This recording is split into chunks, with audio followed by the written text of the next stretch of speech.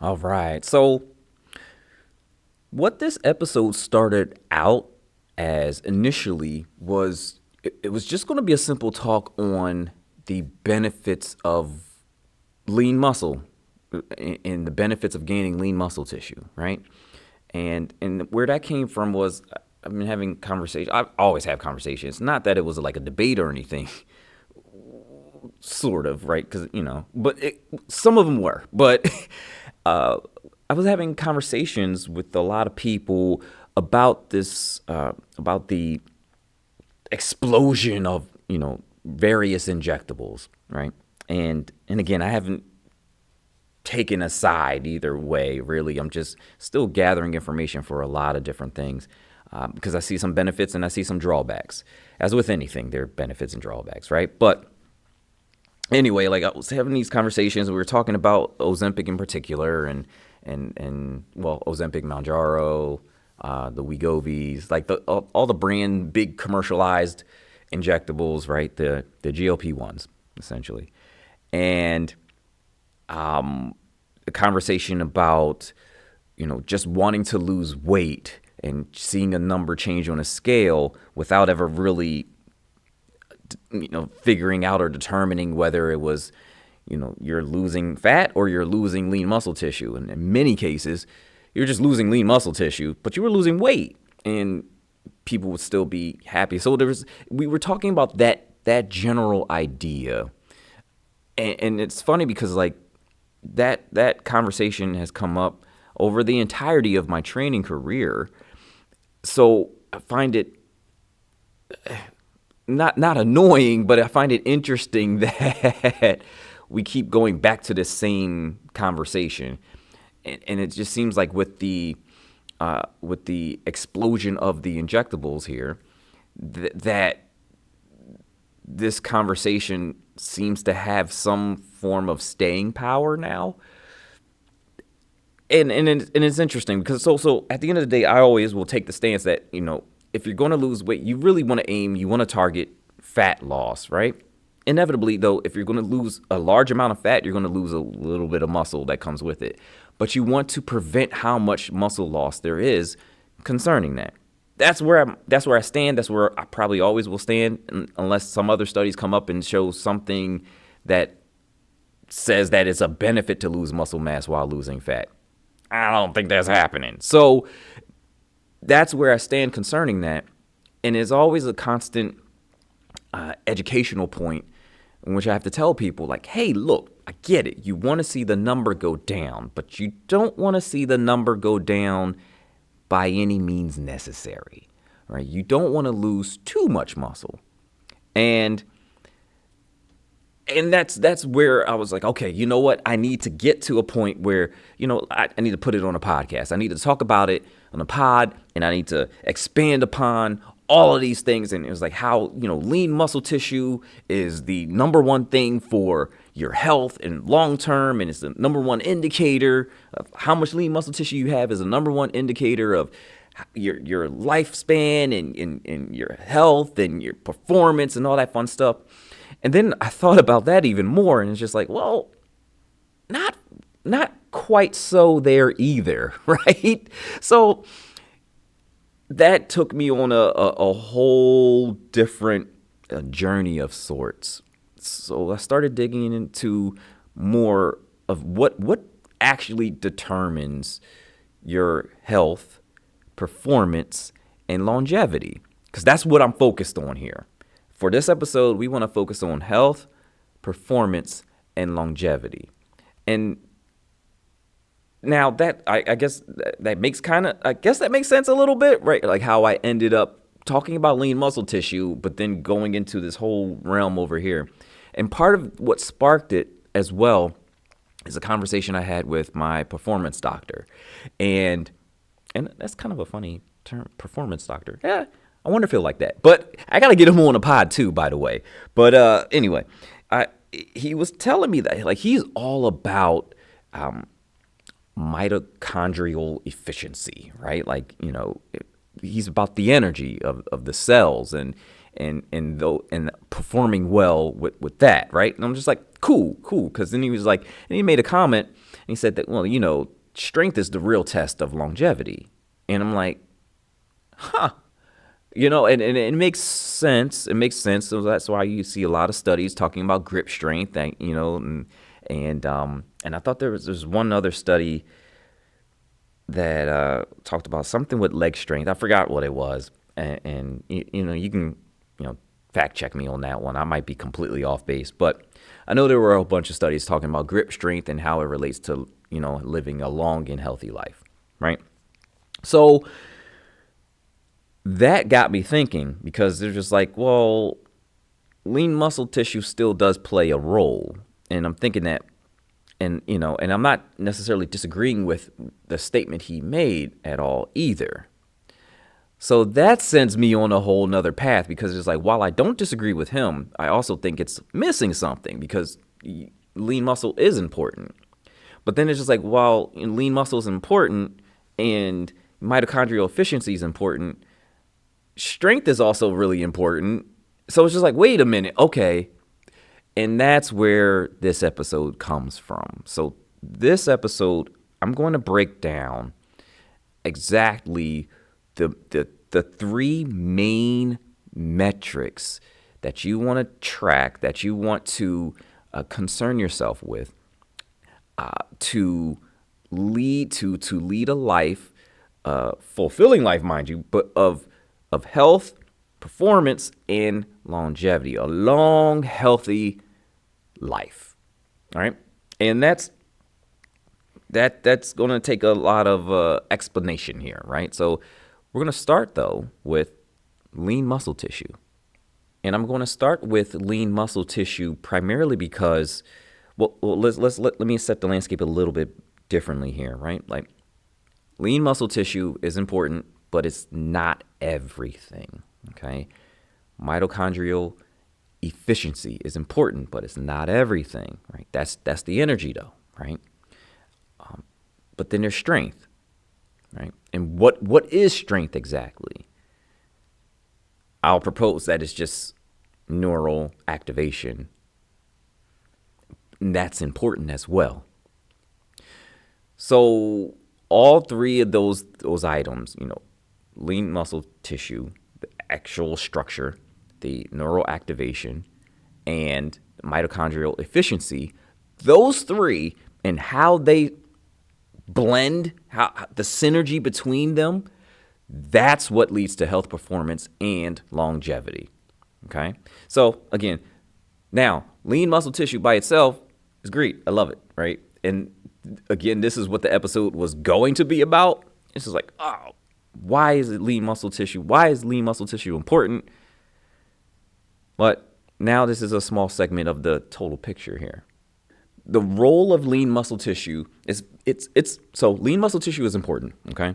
And there are two categories of benefits when it comes to your lean muscle tissue, right? The first category is the benefits of lean muscle tissue in and of itself, right? So just having muscle, here are the benefits, right? And then the second category is the benefits that you get from the process of gaining lean muscle tissue, okay?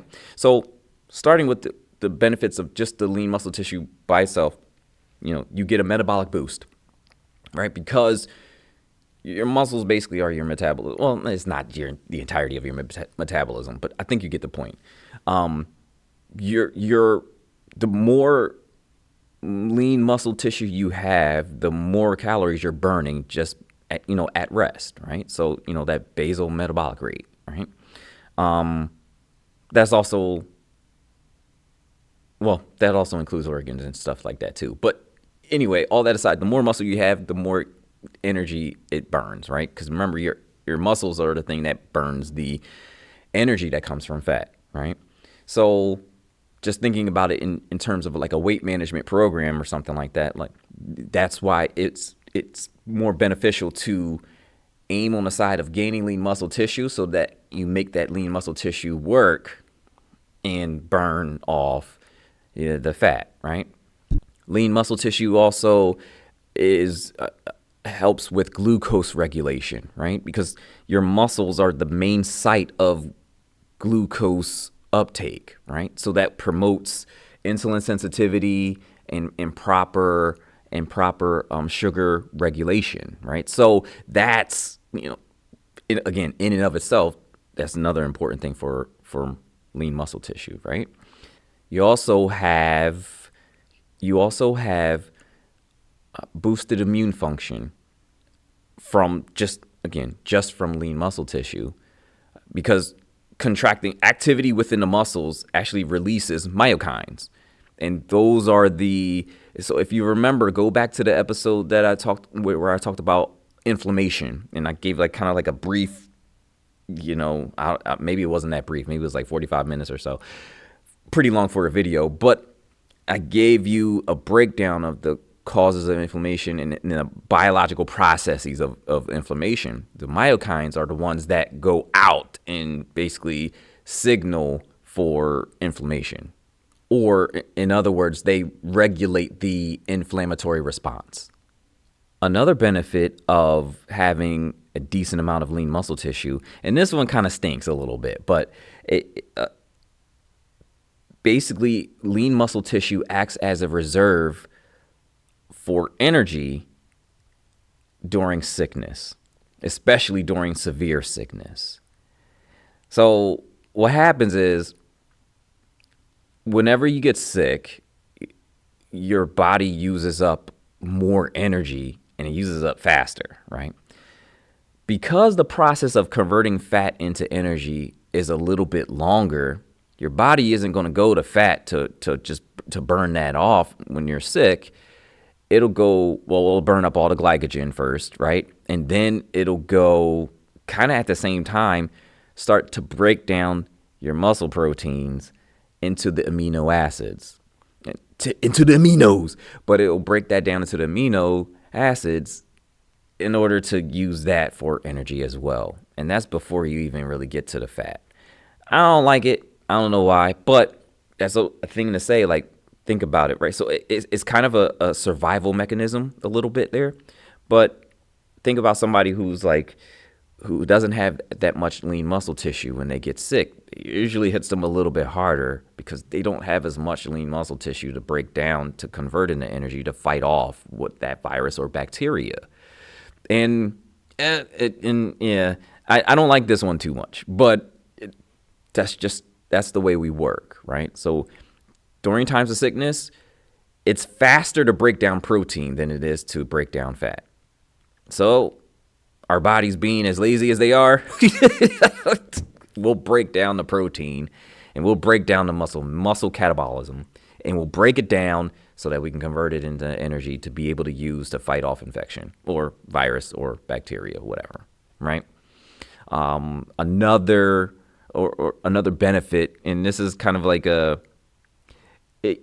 guess this is on the bottom of the list a little bit there, but it's kind of towards the top of mine, whatever. But you get a confidence boost with lean muscle tissue, right? Now, this isn't a biological thing. This is more of a mental thing, right? You add a little bit of tissue, you get a little bit of not even cuts or anything like that. You fill out more, right? Different things like that. It tends to lead to a confidence boost. It tends to lead to a self-esteem boost, right? Yeah, so I think I'll leave it at that, right? Because I can go on for that for quite a long time.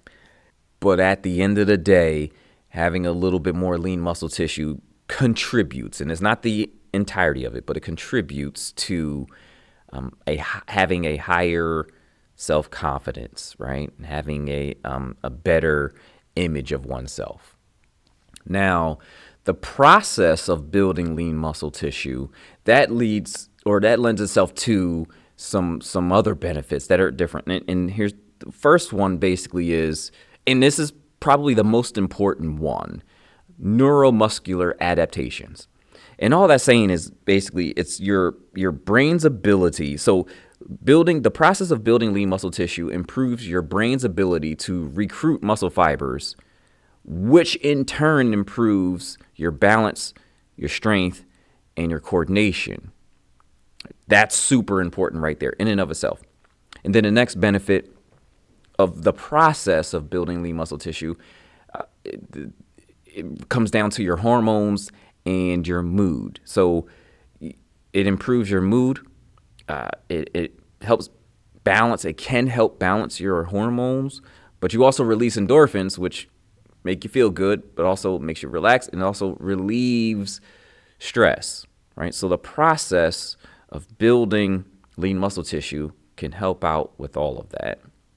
And then lastly, the process of building up lean muscle tissue allows you and it helps you in this process of building resilience, right? Because that process alone requires discipline, and it requires a routine. It requires strategic discomfort on one end. It requires endurance on the other end. All of that stuff allows you to build yourself into a resilient being, right? So the process of building lean muscle tissue helps you build resilience. So lean muscle tissue in and of itself is important, and the process of building lean muscle tissue is important. But lean muscle tissue, lean muscle mass in and of itself, in the process thereof, is not everything. Okay? If you're looking for better health, performance, and longevity outcomes, you have to concern yourself with more than just volume of muscle mass. Volume of muscle mass isn't enough to get to that better, that long, healthy, well-performing life, right? So you need more, right? And so instead of solely focusing on the volume of muscle mass, focus or shift your focus to the functional capacity of said lean muscle tissue. Now, in other words, that's strength. So this is where we get into the nervous system, because so strength is basically this. The strength in and of itself is the ability of your brain to coordinate and fire off the right muscle fibers at the right time in relation to the muscle's total functional capacity, right? So you're not going to contract the muscle or release a muscle or whatever past its functional capacity. That's where you rip the muscle. That's where you get injured, right? And so while you can concern yourself initially with having a decent amount of muscle mass, the thing is you want an adequate amount of muscle mass, right? So because otherwise what I would say here, and I'm not saying this, it was like, well, technically all bodybuilders are the healthiest people because they have the most lean muscle tissue. And we already know that's virtually the exact opposite, right? So it's not the volume of lean muscle tissue, but again, the functional capacity or the strength, okay? So this is also why recent studies have shown that, grip strength has become a really good predictor of longevity, right? Because it's an indication of how well your brain can fire these muscle fibers off in a coordinated way. So enhanced neuromuscular function supports balance, quick response, and injury prevention. Okay, so all of this stuff comes into play, but it really comes down to neural activation or strength. I link those two together, right? So when I say strength, I mean neural activation. And when I say neural activation, I mean strength, because that's essentially what it is. So let's get to the next part here, right? So that or the last part which is mitochondrial efficiency. I mean, all these terms they're all a mouthful basically, but mitochondrial efficiency the mitochondria is the powerhouse of the cell, right? That's your energy, right? So it comes down to energy in this instance here, right? And what that does is what mitochondrial efficiency does is it benefits both your muscles and your neural activation, right? So mitochondria produces ATP. Muscles need ATP. Like in muscle contractions, that's the energy that's used for muscle contractions, right? But it's also the energy, the ATP energy that's used in neural signaling. Okay. Furthermore, when we get to the nervous system, like the mitochondria efficiency produces a sustained, consistent energy for all of your neural pathways. So, efficient mitochondrial processes, if you want to say it that way, or mitochondrial, I don't even think of processes. Efficient mitochondrial processes basically lends itself to having better nervous system activation. Okay. But keep in mind, it's not the only important piece when it comes to neural activation, because there's other parts to it, right? You have to consider ion channel regulation, synaptic transmission, and neural connectivity. And the way I look at it is this: those are basically the structures in which the energy is applied to. So if you have some messed up parts of the structure, then it's not going to be as efficient of a process. But both are absolutely needed, right? To achieve robust strength, healthy and efficient mitochondria, and finely tuned neural circuits is key. So, because remember, energy alone by itself is quite meaningless, right? And it's actually an abstract idea here, right? But if you apply it to some structure, that's when we actually get the meaning here. The structure here is your neural pathway, right? Or your neural pathways. So what are some strategies to improve mitochondrial function and in efficiency in that process, right? And in turn, also improve neural function / lean muscle tissue activation, right? Well, first and foremost is exercise, all kinds. You take your pick, right? Steady state cardio promotes mitochondrial biogenesis, which is just enhancing overall production of mitochondria, which is great, right? You need that. HIIT challenges all your energy systems and leads to better mitochondrial adaptations and neural recruitment. So think sprinting, which I did an episode on before as well. So it's like things like that, sprinting, high intense, shorter amount of time, but it leads to better mitochondrial adaptations. And then there's resistance training, right? So we're covering all your bases. You can do all of them, and they all have benefits to mitochondrial efficiency and neural activity and activation, right? So resistance training drives neuromuscular efficiency and refines motor unit synchronization, right? Man, there's a lot of different mouthful words going on right now. So I hope y'all still hanging with me and following me on this one, all right? And now let's skip to the nutrition. So, I mean, that one's pretty simple. A well-balanced diet that's, has the complex carbs, proteins, and fats.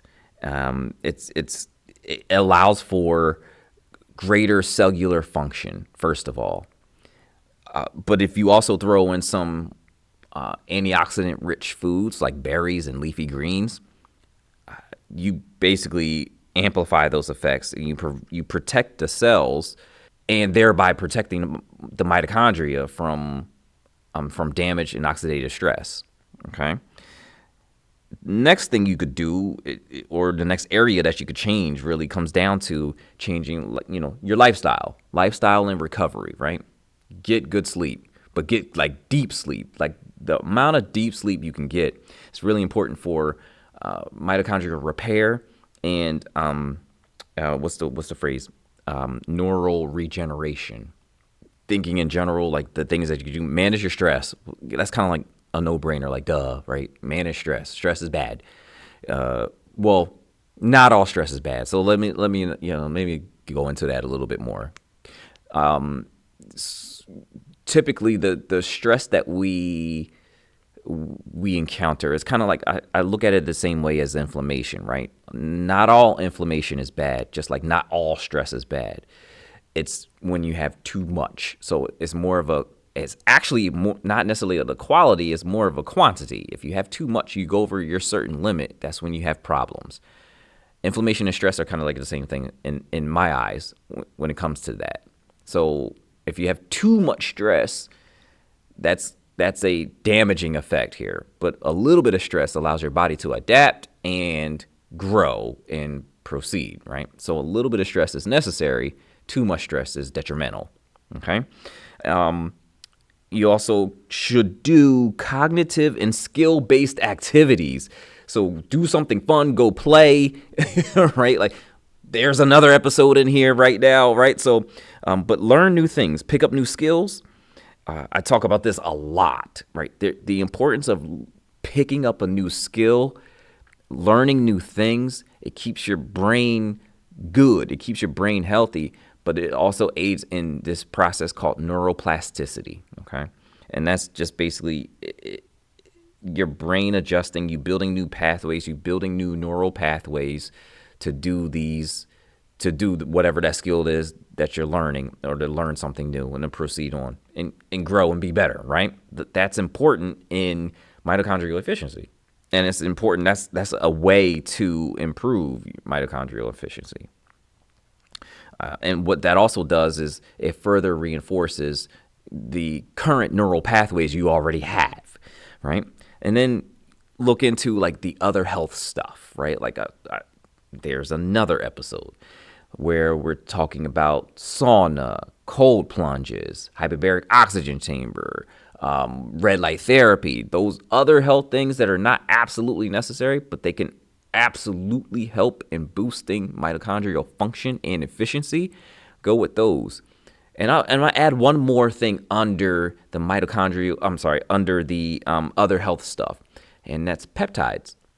There are a whole bunch of, Ozempics, the Wegovy's, and all that fun stuff. Those are peptides, and I'm not necessarily talking about those peptides. There's plenty more that have been out for way longer that are pretty decent in, building up that or benefiting you in a way that allows you to build up mitochondrial efficiency. Okay, it helps out your cells. It helps out the communication between your cells. It helps out the cell energy. It helps protect the cells. So there are a lot of various peptides, and I mean, look, they're coming out more and more. And again, I'm not saying I'm taking any particular side, because there's benefits and there's drawbacks to each thing there. But there are definitely some peptides, and I'm thinking of them in mind now. Like there are some peptides out there. I just don't want to. I'm not promoting them per se, but there's peptides out there that can help you with cellular regeneration and neural regeneration. Like it's really interesting, but I'll label that under, or I'll stick that under like other health stuff. Okay. So what's the connection here? Now we get to like the main point here. How does lean muscle tissue, strength, or neural activation, and mitochondrial efficiency, how do those three lead to health, performance, and longevity, right? And it's not, the thing about it is, it's not just one thing that leads to that. Lean muscle by itself doesn't lead to better health outcomes. Mitochondrial efficiency doesn't necessarily lead to longevity. And strength or neural activation doesn't necessarily lead to better performance.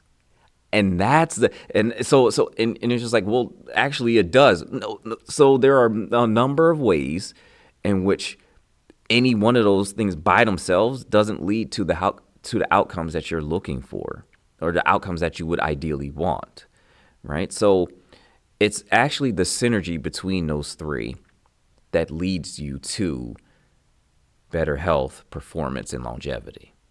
Okay? So think of it this way.